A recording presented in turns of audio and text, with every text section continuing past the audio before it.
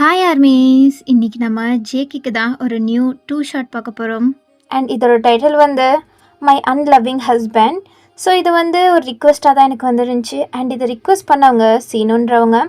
So அவங்களுக்காண்டி தான் இந்த 1 shot நம்ம டெடிகேட் பண்ண போகிறோம். ஸோ அந்த 1 ஷாட்குள்ளே போகிறதுக்கு முன்னாடி மறக்காமல் லைக் பண்ணிட்டு சப்ஸ்கிரைப் பண்ணிட்டு பாருங்கள். சரி வாங்க நம்ம டைரெக்டாக இந்த வீடியோக்குள்ளே போயிடலாம். இப்போ ஸ்டார்டிங் சீன்லேயே நீ இப்போ ரெடி ஆகுறியா இல்லையா? சீக்கிரம் ரெடியாகு, நான் ஒன்று விட்டு நான் போயிடுவேன் பார்த்துக்கோ. இல்லைங்க, இந்த ஒரு நிமிஷம், இதில் எது நல்லா இருக்கு, இந்த ட்ரெஸ்ஸா இல்லை இந்த ட்ரெஸ்ஸா? எல்லாம் நல்லா தான் இருக்கு, போட்டு வா. என்னங்க சொல்லுங்க, பார்த்து சொல்லுங்க, எது எனக்கு நல்லா இருக்கும். சும்மா ஏன் இப்படி தொல்லை பண்ணிகிட்ருக்க? நீ வந்தாவா இல்லைனா போ அப்படின்ட்டு ஜேகே சொல்லிட்டு ஒரு மாதிரி அப்படியே வெளில போயிட்டாரு. நீங்கள் ஒரு மாதிரி சேட் ஆகிட்டீங்க. நீங்கள் எப்போ தான் ஜேகே என்ன புரிஞ்சிக்க போகிறீங்க அப்படின்ட்டு ஒரு மாதிரி சேடாக நீங்களும் அதுக்கப்புறம் ரெடி ஆகிட்டு அப்படியே கீழே வரீங்க. கீழே பார்த்தா ஜேகே அங்கே உட்காந்து சிரித்து பேசிகிட்டு இருக்காரு. வேறு யார்கிட்டையும் இல்லை, அவரோட கசின் லாரா கிட்ட. அவளும் அப்படியே ஜேகே கிட்ட வலிஞ்சிக்கிட்டே ஜேகே மேலே கை போட்டு ஒரு மாதிரி பேசிகிட்டு இருக்கா. உங்களுக்கு இது சுத்தமாகவே பிடிக்கல, இருந்தாலும் நீங்கள் எதுவுமே சொல்லாமல் அமைதியாக வந்து அப்படியே ஜேகே பக்கத்தில் உட்காந்துக்கிறீங்க. எங்கிட்ட இவங்க 2 பேரும் பண்ணுறதை தான் உங்களால் சகிச்சிக்க முடியல. அப்போ லாராவும் உங்களை ஒரு மாதிரி மேலேயும் கீழேயும் பார்த்து ஒரு மாதிரி நக்கலாக சிரிக்கிறா. ஏன்னா நீங்கள் இதுக்கு முன்னாடியே இங்கே பாரு லாரா, நீ இதுக்கு முன்னாடி பண்ணதெல்லாம் எனக்கு தேவையில்லை. ஆனால் இப்போ எனக்கும் ஜேக்கிக்கும் மேரேஜ் ஆகிடுச்சு. அதனால நீ கொஞ்சம் ஜேக்கி கிட்டேருந்து தூரமாக இருக்கிறது தான் நல்லது. ஏன்னா நான் தூரமாக இருக்கணுமா? அது எதுக்கு நீ வந்து என்கிட்ட சொல்கிற? அதை போய் உன்னோட ஹஸ்பண்ட் அவன்கிட்ட போய் சொல்லு. அவனையும் உன்னால் உன் கைக்குள்ளே வச்சுக்க முடியல, நீ என்ன வந்து என்கிட்ட பேசுகிற அப்படின்ட்டு ஒரு மாதிரி உங்களை கேவலமாக பேசிட்டு அப்படியே போய் மறுபடியும் அதே வேலை தான் பண்ணிகிட்டு இருந்திருப்பா. ஸோ அப்படி தான் இத்தனை நாளாகவுமே நடந்துகிட்டு இருந்திருக்கும். நீங்கள் எத்தனை தடவை தான் ஜேக்கி கிட்ட சொன்னாலும், என்ன ரொம்ப பேசிகிட்டு இருக்க, உன்னை போனால் போதும் தான் மேரேஜ் பண்ணிக்கிட்டேன், புரிஞ்சுதா? என்கிட்ட வந்து நீ இந்த மாதிரி அதிகாரம்லாம் பண்ணுற வேலை வச்சுக்காத. அவனோட கசின், அவள் கூட நான் எப்படி வேணாலும் இருப்பேன். அதை கேட்கறதுக்கு நீ யார்? என்னங்க இப்படி சொல்கிறீங்க? நான் உங்களோட ஒய்ஃப். என்ன ஒய்ஃபா? ஐயோ, நீனா அப்படிதான் நம்பிட்டு இருக்கியா? தாலி மட்டும்தான் உன் கழுத்தில் இருக்குது, மற்றபடி உனக்கும் எனக்கும் எதுவும் இல்லை. நம்ம 2 பேருக்கு நடுவுலையும் இத்தனை மாதமாக ஒன்றும் நடக்கலை, உனக்கு தெரியும் தானே? அதுவும் இல்லாமல் எனக்கு ஒன்றை விட அவள் தான் ரொம்ப முக்கியம் அப்படின்னு சொல்லிட்டு அவர் அப்படியே போயிருந்திருப்பாரு. நீங்கள் அன்றைக்கி ஃபுல்லுமே ஓனும் உட்காந்து அழுதுட்டு இருந்திருப்பீங்க. ஸோ இதெல்லாம் நினச்சி பார்த்துக்கிட்டு இதெல்லாம் பழகின விஷயந்தான் அப்படின்ற மாதிரி அமைதியாக இருக்கீங்க. அப்போது சர்வன்ட்டு வந்துட்டு உங்களுக்கு எல்லா சாப்பாடுமே பரிமாறிட்டு இருக்காங்க. அப்போ ஜேகே, அந்த தண்ணி எடு. அப்போ நீங்கள் கேட்காம அமைதியாக இருக்க. உனக்கு காது கேட்கலையா அப்படின்ட்டு சத்தம் போட நீங்கள் பயந்துட்டீங்க. அதுக்கப்புறம் நீங்கள் தான் அவருக்கு தண்ணி ஊற்றி எடுத்துகிட்டு வந்து கொடுக்குறீங்க. அவர் எப்போவுமே உங்களை ஒரு ஒய்ஃபாக ட்ரீட் பண்ணதில்லை, ஆனால் உங்ககிட்ட வேலை மட்டும் நல்லா வாங்குவார். நீங்கள் அது எல்லாத்தையுமே ஏன் செய்கிறீங்கன்னு தெரியாமல் தான் செஞ்சிட்ருக்கீங்க. ஏன்னா இந்த லைஃப்பை நீங்கள் தான் சூஸ் பண்ணீங்க. அதனால தான் நீங்கள் வேறு வழி இல்லாமல் இந்த மாதிரி ஒரு கேவலமான வாழ்க்கையை வாழ்ந்துட்டுருக்கீங்க. இப்போது ஜேகேவும், சரி அப்போ கிளம்பலாமா? சாப்பிட்டியா வா அப்படின்னு சொல்லிட்டு ஜேகே அப்படியே போக, அப்போ அந்த லாரா அப்படியே வந்து கையை பிடிச்சிக்கிட்டு, ஜேகே நானும் வரேன், வா அதில் என்ன இருக்குது அப்படின்னு சிரிச்சுட்டே சொல்ல அவளும் கையை பிடிச்சிக்கிட்டே ஜேகே கூடியே போகிறா. நீங்கள் தான் பாவம் இதெல்லாம் பார்த்துட்டு தாங்க முடியாமல் உங்களோட பேக், ஜேகேயோட பேக் அண்ட் அந்த லாராவோட திங்ஸை கூட நீங்கள் தான் பின்னாடி எடுத்துகிட்டு வந்துட்டுருக்கீங்க. நீங்கள் ஏதோ வேலைக்காரி மாதிரி தான் ஜேகே உங்களை ட்ரீட் பண்ணுறாரு. ஸோ நீங்களும் அதெல்லாம் சகிச்சுக்கிட்டு தான் அப்படியே பின்னாடி வர. அப்போ லாரா அப்படியே உங்கள் சீட்கிட்ட போயிட்டு, ஜேகே நான் உங்கள் பக்கத்தில் உட்காந்துக்கிறேன். உட்காந்துக்க லாரா, அதில் என்ன இருக்குது? ஆனால் உங்கள் ஒய்ஃப் இருக்காளே அந்த வயன், அவள் பின்னாடி உட்காந்துப்பா, அதில் என்ன இருக்குது அப்படின்ட்டு அப்படியே டோர் ஓப்பன் பண்ண அவள் அப்படியே முன்னாடி சீட்டில் உட்காந்துக்கிறா.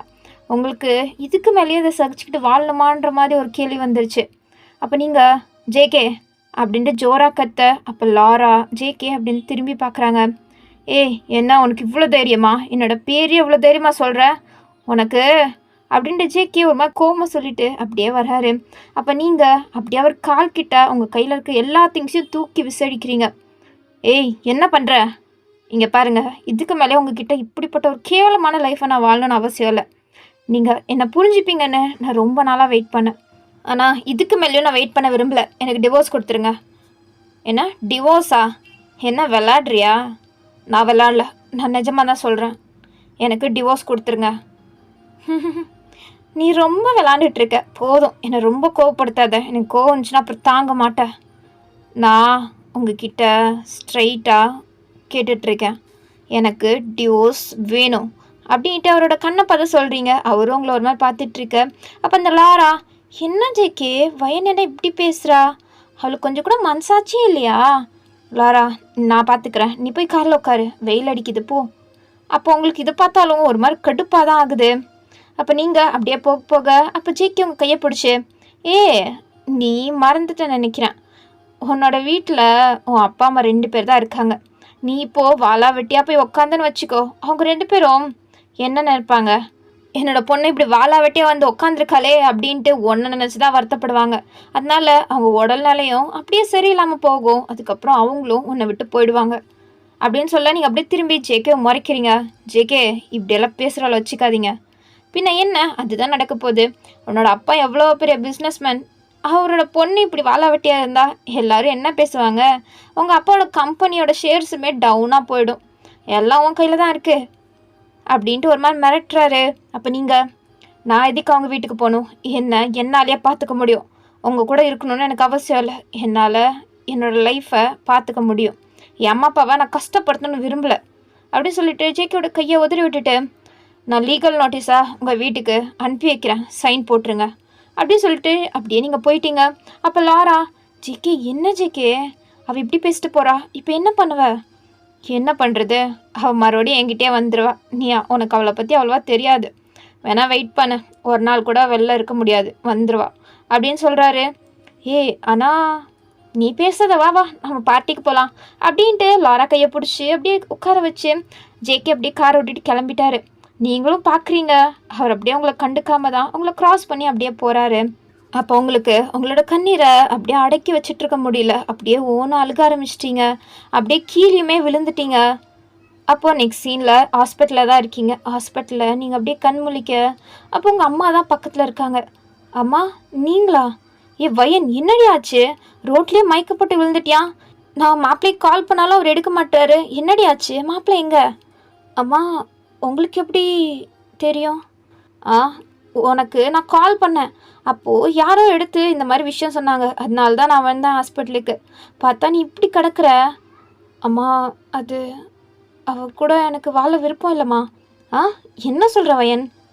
ஆமாம் அப்படின்ட்டு நீங்களும் நடந்தெல்லாம் சொல்ல, என்னடி இப்படி சொல்கிற? ஆமாம்மா, இதுக்கு மேலே என்னால் அதெல்லாம் சகிச்சுக்கிட்டு இருக்க முடியல. அண்ட் இதெல்லாம் அப்பா கிட்ட சொல்லாதம்மா, அப்பா ரொம்ப வருத்தப்படுவார். நான் வேற எங்கேயாச்சும் போய் வாழ்ந்துக்கிறேன், அப்பா கிட்ட சொல்லாதம்மா அப்படின்ட்டு நீங்கள் கெஞ்சிட்ருக்கீங்க. அப்போது அப்படியே உங்கள் ரூம்குள்ளே உங்கள் அப்பாவும் வராரு. அவரும் இதெல்லாம் கேட்டுட்டாரு. வயன், நான் எல்லாத்தையும் கேட்டேன். நீ ஏன் வயன் இப்படி பண்ணுற? இத்தனை நாளாக இதெல்லாம் சகிச்சுக்கிட்டு இருந்திருக்க, உன் அப்பா அம்மா கிட்ட சொல்லணும்னு உனக்கு தோணலையா? இல்லைப்பா, நீங்கள் இதெல்லாம் கேட்டிங்கன்னா வருத்தப்படுவீங்கப்பா, அதனால தான் எனக்கு சொல்ல விருப்பம் இல்லை. வயன், இங்கே பாரு, இப்படிப்பட்ட வாழ்க்கை உனக்கு தேவையில்லை. இந்த லைஃப்பை நீ தான் சூஸ் பண்ண, நானும் இஷ்டப்பிரகாரமே எல்லாத்தையும் விட்டேன்.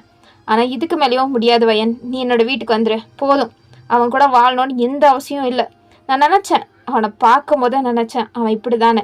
நீ தான் என்னோட பேச்சு கேட்கல, இப்போ தான் உனக்கு அவனை பற்றி தெரிஞ்சிருச்சுல, போதும் நீ நம்மளோட வீட்டுக்கு வந்துருமா அப்படின்னு சொல்ல. அப்போ உங்கள் அம்மா, என்னங்க எப்படிங்க இந்த நேரத்தில் எப்படிங்க, அவள் ப்ரெக்னெண்ட்டாக இருக்கா, நம்மளால் அவளை எப்படிங்க வீட்டுக்கு கூப்பிட்டு போக முடியும்? அது நல்லா இருக்குமா?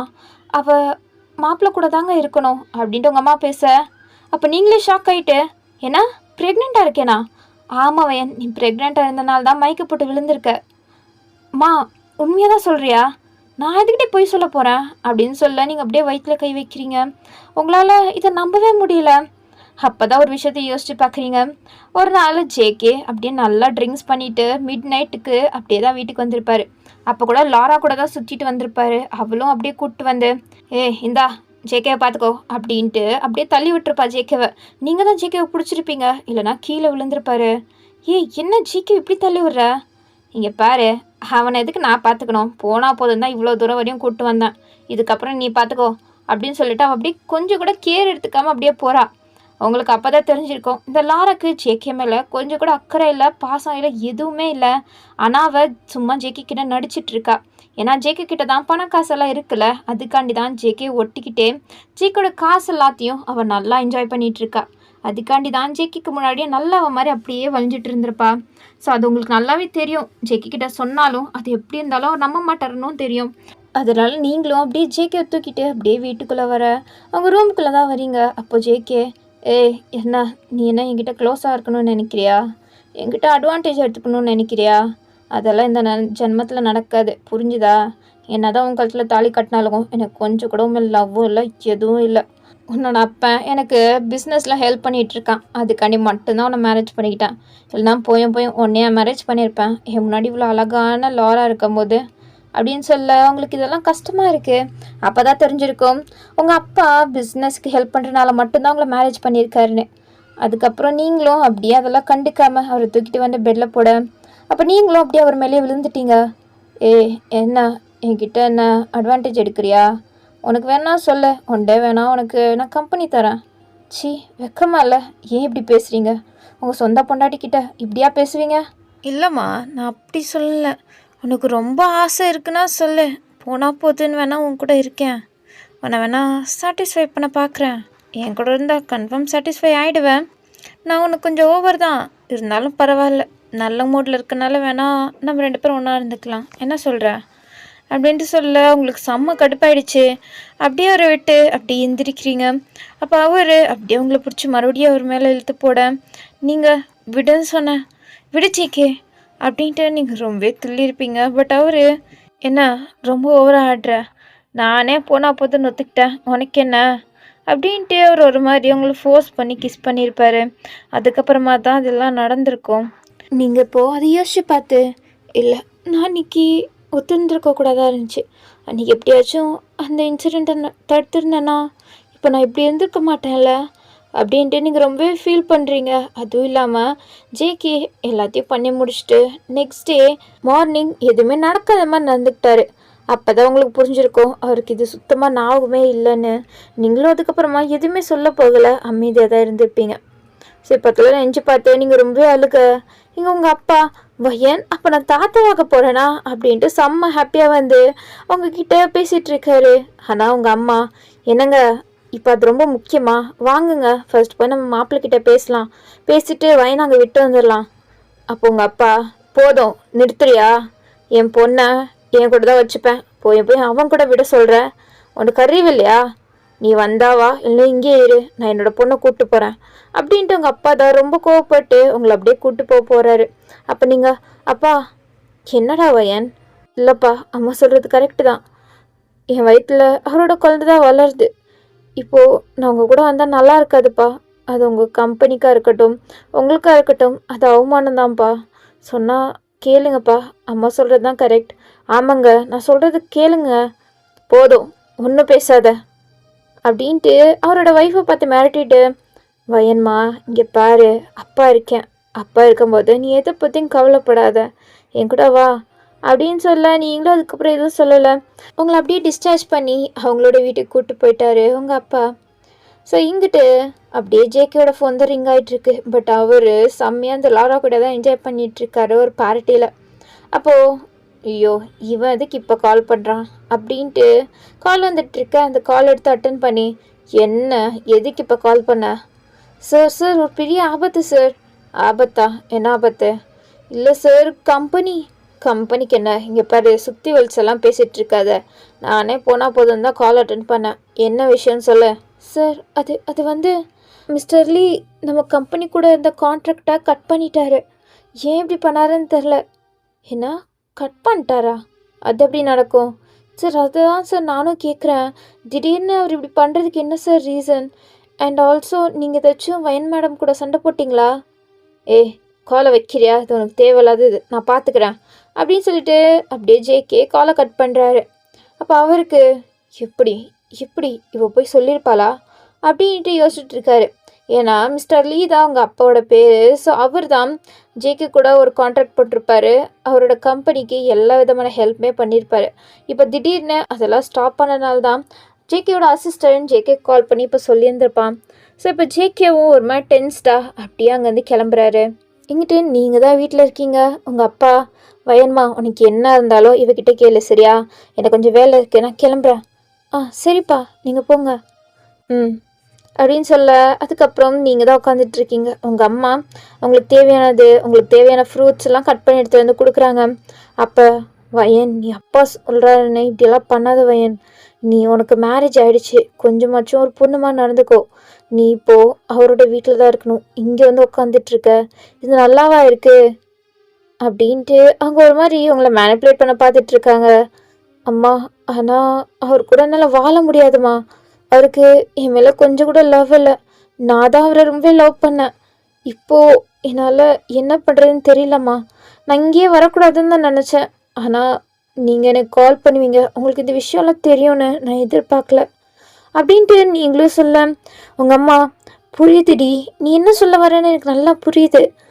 ஆனால் இங்கே இருக்கிற சரியில்லை வயன், நீ உன்னோட வீட்டுக்கு போ வயன் அப்படின்ட்டு ஒரு மாதிரி அவங்க ஃபோர்ஸ் பண்ணிகிட்ருக்காங்க.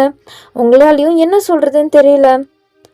அப்போது சரி போ, நான் போய் உனக்கு சமைக்கிறேன் அப்படின்ட்டு அவங்கள போய் கிச்சனில் சமைக்க ஆரம்பிச்சிட்டாங்க.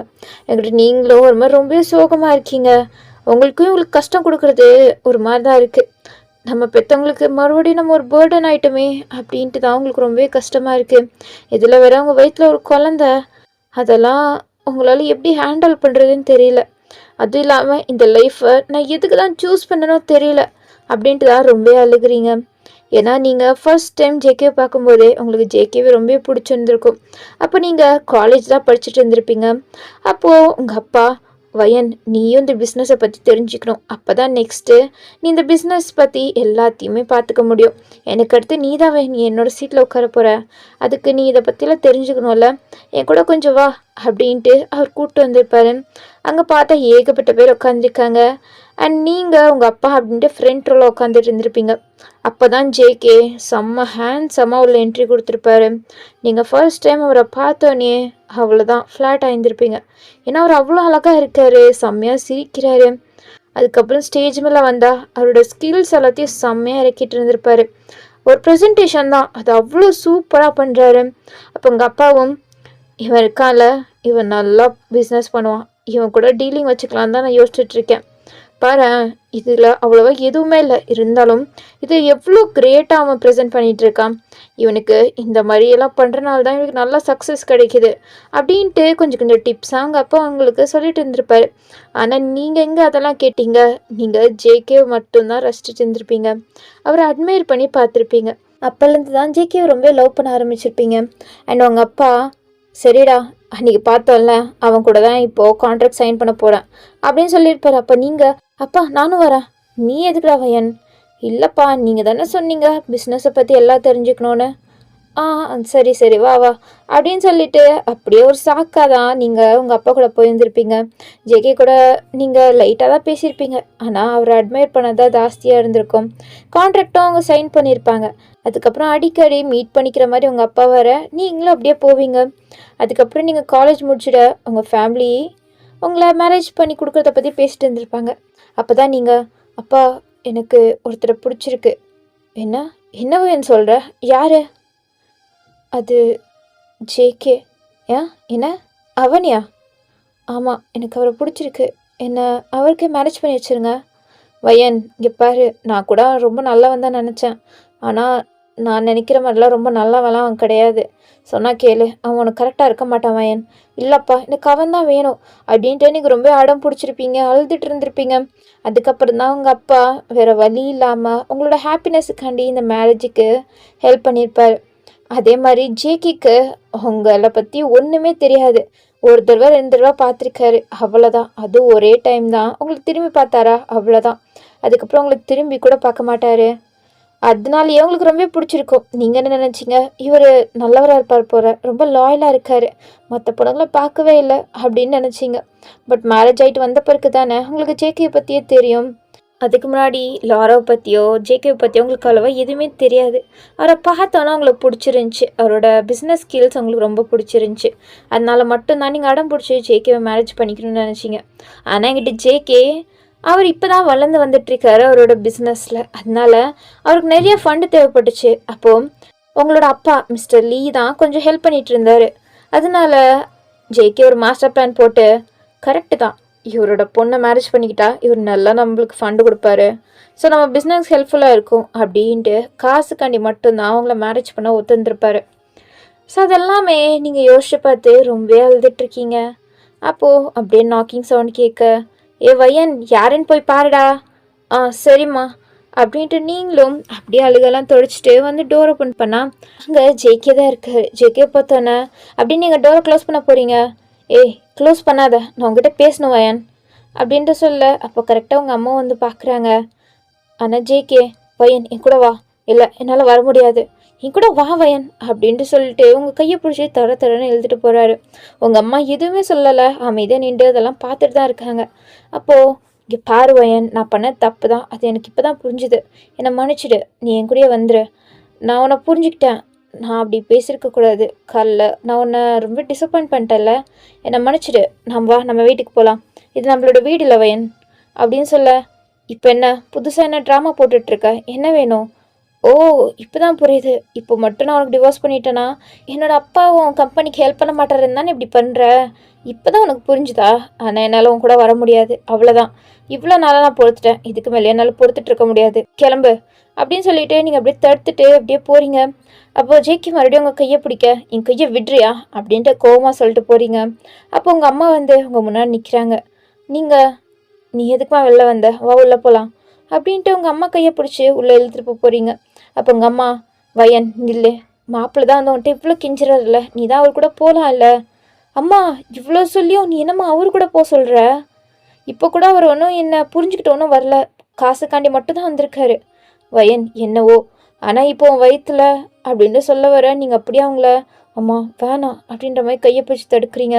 அவங்களும் இங்கே பாரு வயன், நான் சொல்கிறத புரிஞ்சுக்கோ, உனக்கு அவர் கூட மேரேஜ் ஆகிடுச்சு, நீ அவர் கூட தான் போய் இருந்தாகணும், அதுதான் நல்லாயிருக்கும் வயன், சொன்னால் புரிஞ்சுக்கோ. நீங்கள் இருக்கிறது உன் அப்பாவுக்கும் எனக்கும் ஒரு மாதிரி கஷ்டமாக இருக்கும், ஒரு மாதிரி பேர்டனாக தான் இருக்கும். ப்ளீஸ் எங்கள் 2 பேருக்கும் கஷ்டம் கொடுக்க வேணாண்ணா, நீ அவர் கூடயே போயிடு வயன் அப்படின்ட்டு ஒரு மாதிரி பேசிட்டு உங்கள் அம்மா அப்படியே வீட்டுக்குள்ளே போயிட. உங்களால் அதுக்கு மேலே எதுவுமே பேச முடியல, உங்களுக்கு ரொம்ப ஹர்ட் ஆகிடுச்சு. உங்கள் அம்மாவே இப்படி சொல்லிட உங்களுக்கும் ஒரு மாதிரியாக. அப்போ ஜேகே வயன், அதான் உன் அம்மா சொல்கிறாங்கல்ல, இதுக்கப்புறம் நான் உன்னை கஷ்டப்படுத்த மாட்டேன் வயன், உன்னை இப்போ தான் புரிஞ்சுக்கிட்டேன், வா வீட்டுக்கு போகலாம் வா அப்படின்ட்டு கையை பிடிச்சி அவர் இழுத்துட்டு போகிறாரு. நீங்களும் அமைதியாக போகிறீங்க, ஏன்னா இப்போதைக்கு உங்களுக்கு வேறு வழி இல்லை, உங்கள் சொந்த அம்மாவே இப்படி சொல்ல உங்களால் தான் என்ன தான் பண்ண முடியும், அதனால தான் நீங்கள் அப்படியே அமைதியாக ஒரு பின்னாடியே போகிறீங்க. இருந்தாலும் உங்கள் கண்ணிலேருந்து கண்ணீர் வந்துட்டு தான் இருக்குது. எங்கிட்ட ஜேகே ஒரு மாதம் மிக் பண்ணுறாரு, அவர் போட்டதெல்லாம் வேஷம்தான், நீங்கள் நினச்ச மாதிரி காசுக்காண்டி மட்டும்தான் இங்கே வந்திருக்காரு.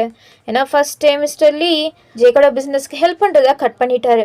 ஸோ இதுக்கு மேலேயே அப்படியே விட்டால் சரிப்பட்டு வராது, நம்மளுக்கு ஃபண்டு தேவை அப்படின்றனால மட்டும்தான் அவர் அப்படியே வந்து அவங்கள கூப்பிட்டு வந்திருப்பார். இப்போ உங்களை காரில் உட்கார வச்சு அவர் நல்லா சிரிச்சுட்டு அப்படியே தான் கார் ஓட்டிகிட்ருக்காரு. அப்போ நீங்கள் அமைதியாக உட்காந்துட்ருக்கீங்க.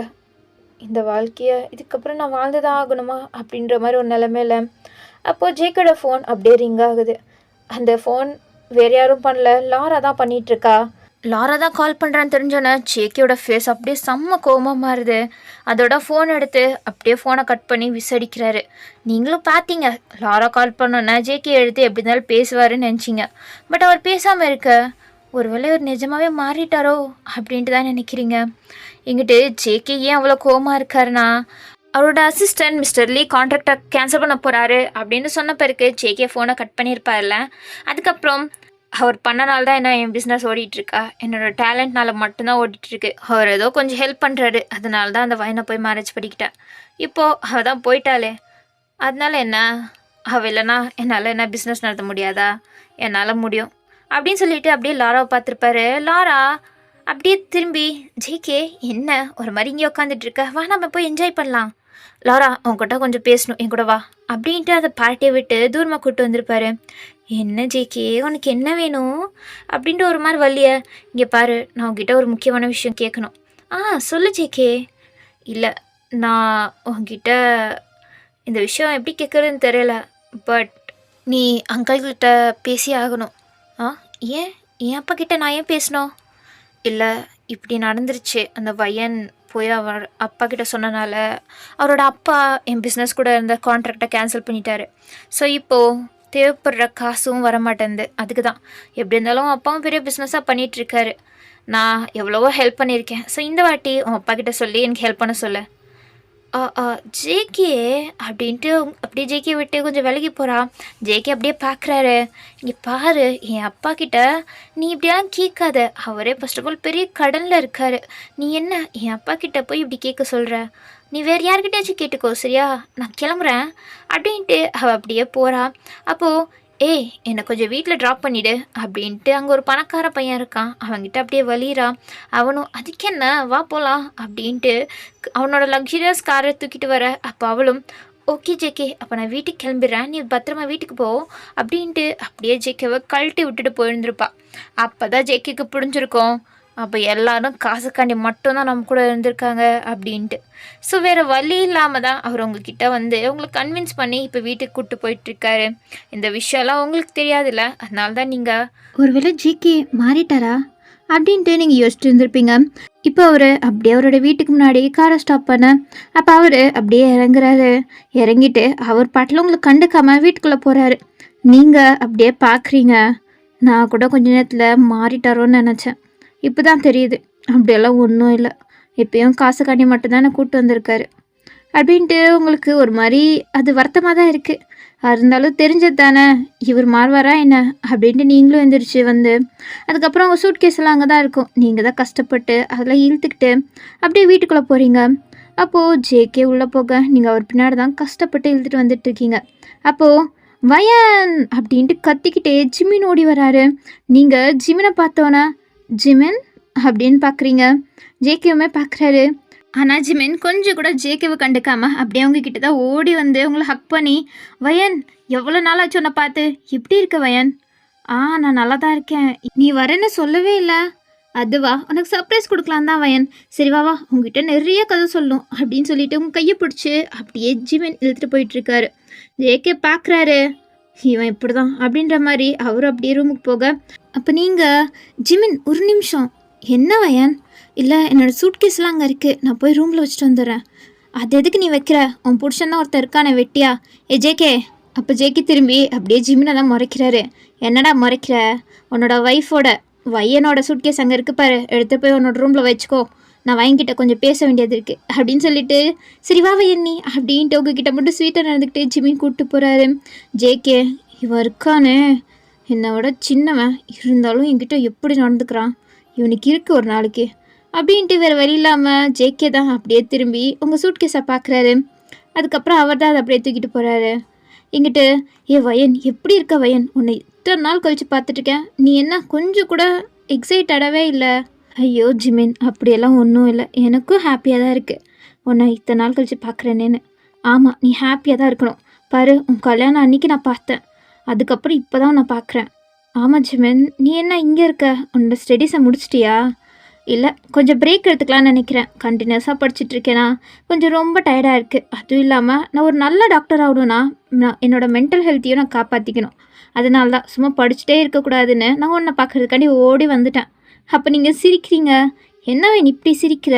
நீ இருந்தாலும் ரொம்ப மோசம் தெரியுமா? அவனை போய் மேரேஜ் பண்ணிக்கிட்ட, நீ என்ன மேரேஜ் பண்ணியிருந்துருக்கலாம். ஜிமின் புரியுது, நீ அவனை தான் லவ் பண்ண, அதனால தான் அவனை மேரேஜ் பண்ணிக்கிட்டேன்னு. அவன் ரொம்ப லக்கி. நான் தான் லக்கி இல்லை. ஜிமின் ஏன் இப்படி பேசுகிற? உனக்கும் நல்ல பொண்ணு கிடைப்பா, கவலைப்படாத. ஆனால் உன்னை மாதிரி கிடைக்க மாட்டாள வயன். ஜிமின் சும்மா டீஸ் பண்ணாத. நான் எங்கே வயன் டீஸ் பண்ணேன், நான் உண்மையாக தான் பேசினேன் அப்படின்ட்டு ஜிமின் உங்ககிட்ட ரொம்ப க்ளோஸாக நடந்துக்கிறாரு. ஏன்னா அவரும் நீங்களும் ஒன்றா தான் காலேஜ் படிச்சுட்டு இருந்திருப்பீங்க, பேச்சுலர்ஸ் டிகிரி. அப்போது ஜிமினும் நீங்களும் ரொம்ப பெஸ்ட் ஃப்ரெண்ட்ஸாக தான் இருந்திருப்பீங்க. அதுக்கப்புறம் நீங்கள் டிகிரி முடித்தோன்னே நீங்கள் மற்றபடி ஹையர் ஸ்டடீஸ்க்கெல்லாம் போயிருந்துருக்க மாட்டீங்க. பட் ஜிமின் தான் ஹையர் ஸ்டடீஸ்க்காண்டி அப்ராட் போய் படிச்சுட்டு இருந்திருப்பாரு. அதுக்கப்புறம் தான் கொஞ்சம் நாள் கழித்து ஜேகே வந்து ஜிமினோட அண்ணா. இந்த ஸ்டோரிக்கு ஜிமின் ஜேகேயோட சின்னவர். ஸோ ஜேகேக்கு மேரேஜ்னு தெரிஞ்சானே அவர் சர்ப்ரைஸ் ஆகிட்டு வந்திருப்பார், யார் போய் இவனை மேரேஜ் பண்ணிக்கிறது அப்படின்ட்டு. அதுக்கப்புறம் தான் பார்த்தா நீங்கள் உங்களை பார்த்தோன்னா அவருக்கு ஷாக்கு. வயன் நீயா அவனை மேரேஜ் பண்ணிக்க போகிற? என்ன நீ எப்படிங்க? உனக்கு நான் காலே பண்ணலையே. நீ கால் பண்ணல தான், ஆனால் நீ யாரை மேரேஜ் பண்ணிக்க போகிற தெரியுமா? யாரை? என்னோட அண்ணனை தான்.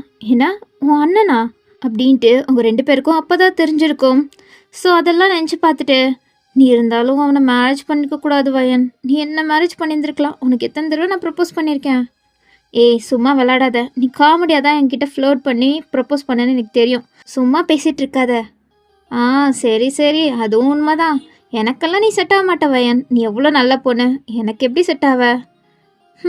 ஆனால் போய் போய் அவனை மேரேஜ் பண்ணிக்கிட்ட பாரு. உனக்கு தான் மூளையே இல்லை. அப்போ நீங்களும் ஒரு மாதிரி சோகமா? ஆமாம் கரெக்டு தான், நீ சொன்னது கரெக்டு தான். நான் தப்பு பண்ணிட்டேன் அப்படின்னு சொல்ல ஒரு மாதிரி சோகமாக சொல்கிறீங்க. அப்போ ஜிமின், ஏ வயன் உனக்கு என்னாச்சு? அவன் உன்னை ஏதாச்சும் கஷ்டப்படுத்துகிறானா? இல்லை அப்படியெல்லாம் ஒன்றும் இல்லை. சரி விடு, அவன் அப்படி தான், ஒன்றும் பண்ண முடியாது. நீ தானே மேரேஜ் பண்ணிக்கிட்ட, நீ தான் அவனை ஃபேஸ் பண்ணிக்கணும், எனக்கு தெரியாதுப்பா அப்படின்னு சொல்ல நீங்களும் ஒரு மாதிரி சோகமாயிட்டீங்க. சரி விடு, அவனை பற்றி எதுக்கு யோசிக்கிற? நான் உன்கிட்ட படித்து சொன்னேன் மேரேஜுக்கு முன்னாடி, நீ தான் கேட்கல. நீங்கள் ஒரு மாதிரி ஜிம்மினை பார்க்குறீங்க. அப்போ ஜிமின், சரி விடு, இப்போ எதுக்கு அதெல்லாம்? நீ என் கூட இருக்கும்போது ஹாப்பியாக இரு, அது போதும். அப்புறம் உனக்கு தெரியுமா, நான் டாக்டர் படிக்க போயிருந்தேன்ல, நான் ஆல்மோஸ்ட் கம்ப்ளீட் பண்ணிட்டேன். இன்னும் ஒரே ஒரு இயர் தான், அதை முடிச்சிட்டேன்னா நான் ஒரு பெரிய டாக்டர் ஆகிடுவேன். அண்ட் எனக்கு நர்வ்ஸ் பார்க்குறதா ரொம்ப பிடிச்சிருக்கு தெரியுமா. நான் அதில் தான் ரொம்ப கிரேட்டாக இருந்தேன். என்னோடய டீச்சர்ஸ் எல்லாம் என்னை பாராட்டிகிட்டு இருந்தாங்க. கொடு உன்னோட கை கொடு, உன்னோட நர்வ்ஸை நான் பார்க்குறேன் அப்படின்னு ஜிமின்னு சொல்ல, நீங்கள் இல்லை வேணாம் பரவாயில்ல, ஏய் கூடு அப்படின்ட்டு அவரே உங்கள் கையை பிடிச்சி இழுத்து உங்கள் நர்வ்ஸை தான் ஒரு மாதிரி கண்ணை மூடி அப்படியே ஃபீல் பண்ணிகிட்ருக்காரு. அப்போ நீங்களும் அப்படியே ஜிமினை தான் பார்த்துட்ருக்கீங்க. அப்போ அவர் ஷாக் ஆகிட்டு கண் முழிக்கிறாரு. என்ன ஜிமின், வயன் நீ ப்ரெக்னெண்ட்டாக இருக்கியா அப்படின்ட்டு கேட்க நீங்கள் அப்படியே ஷாக் ஆகுறீங்க. வயன் நீ நிஜமாக ப்ரெக்னெண்ட்டாக இருக்கியா? அது அது ஜிமின். ஏ வயன் என்ன சொல்லு அப்படின்ட்டு ஜிமின் கேட்டுட்ருக்க. அப்போது உங்களோட ஹேண்ட்பேக் வேறு அப்படியே கீழே விழுகுது. அதுலேருந்து நீங்கள் ஹாஸ்பிட்டலில் உங்களுக்கு ஸ்கேன்லாம் எடுத்திருப்பாங்க, அதெல்லாமே அதில் இருக்குது. இது என்ன மெடிக்கல் டாக்குமெண்ட்ஸ் மாதிரி இருக்குது அப்படின்ட்டு ஜிமினும் அதை எடுத்து படிக்கிறாரு. அவருக்கு தெரிஞ்சிருச்சு நீங்கள் ப்ரெக்னெண்ட்டாக தான் இருக்கீங்கன்னு. வயன் இவ்வளோ பெரிய விஷயத்த என்கிட்ட சொல்லவே இல்லை. ஏன் வயன், நான் சித்தப்பாவை போகிறேன், எனக்கு எவ்வளோ ஹாப்பியாக இருக்குது தெரியுமா அப்படின்ட்டு ஜிமின் செம்மையாக குதிச்சிட்ருக்காரு. அப்போ நீங்கள் ஜிமின் ஜிமின் என்ன வயன், நான் எவ்வளோ ஹாப்பியாக இருக்கேன், நீ என்ன ஹாப்பியாக இருக்க மாதிரியே தெரியல. ஜிமின் கொஞ்ச நேரம் உட்காரு. ஏன் வயன் நீ ஏன் சோகமாக இருக்க? என் ஜேகே வேணாம் அபார்ஷன் பண்ணிடலான்னு சொல்லிட்டானா? அவனுக்கு இருக்கு. இல்லை இல்லை ஜிமின் ஒரு நிமிஷம், நான் சொல்கிறத கேளு. சொல்லு. நான் இந்த விஷயத்த ஜெக்கி கிட்ட சொல்லலை. என்ன சொல்லலையா? ஏன் சொல்லலை? அப்போவா நம்ம 2 பேரும் ஒன்றாவே போய் சொல்லலாம். இல்லை அவருக்கு தெரியக்கூடாது. தெரியக்கூடாதா? ஏன் வயன்? அது நான் கொஞ்ச நாளில் அவரை டிவோர்ஸ் பண்ண போகிறேன். என்ன டிவோர்ஸா அப்படின்ட்டு ஜிமின் ஷாக் ஆகிட்டு கேட்குறாரு. அப்போ தான் நீங்கள் நடந்ததெல்லாம் சொல்கிறீங்க. அவர் கேட்டான என்ன, எனக்கு தெரியும் அந்த லாரா எப்போ பார்த்தாலும் ஜேகே பின்னாடியே அழிஞ்சிட்டு இருந்தா. நான் கூட மேரேஜுக்கு அப்புறம் இதெல்லாம் ஸ்டாப் ஆகிடும்னு நினச்சேன். இன்னும் ஸ்டாப் ஆகலையா? அவளுக்கு இருக்குது. அவளை எனக்கு சுத்தமாகவே பிடிக்காது. இந்த ஜேகே கிட்ட எவ்வளோதான் சொன்னாலும் அவன் கேட்காம தெரிஞ்சிட்டு இருந்தான். இப்போ பாரு உன்னோட லைஃபே இப்படி ஸ்பாயில் ஆகிடுச்சு. இந்த ஜேகேக்கு இரு இன்னுமே உனக்கு புத்தி வராமல் இருக்குது. இத்தனை நாள் ஆச்சு மேரேஜ் ஆகி, உன்னை ப்ரெக்னென்ட் ஆக்கிட்டு இன்னும் அப்படி தான் சுற்றிட்டு இருக்கான் அவன். இல்லை ஜிமின், இது அவருக்கே தெரியாது. அது எப்படி தெரியாமல் இருக்கும்? இல்லை அவர் அன்றைக்கி ட்ரிங்க் பண்ணியிருந்தார். இது எதிர்பாராத டைமில் தான் நடந்துச்சு. நெக்ஸ்ட் டே அவருக்கு சுத்தமாகவே ஞாபகம் இல்லை. நானும் அதை சொல்லலை. இப்போ இவ்வளோ தூரத்துக்கு வந்து நின்றுட்டுருக்கு. நான் ப்ரெக்னென்ட் ஆகிட்டேன். இப்போ என்னால் இந்த குழந்தைய அபார்ஷன் எல்லாம் பண்ண முடியாது. என்னால் இந்த குழந்தைய வளர்க்க முடியும். சிங்களாகவே என்னோடய குழந்தைய நான் வளர்த்துப்பேன். அவர்கிட்ட இருக்கணும்னு அவசியம் இல்லை. அவர்கிட்ட நீ சொல்லாத. கொஞ்ச நாளாக நான் டிவோர்ஸ் வாங்கிட்டு நான் செப்பரேட்டாக போய் என்னோடய குழந்தைய நான் பார்த்துப்பேன். ஆனால் வயன் இது சரிப்பட்டு வராது வயன். நீ உங்கள் அம்மா அப்பா கிட்டே போ.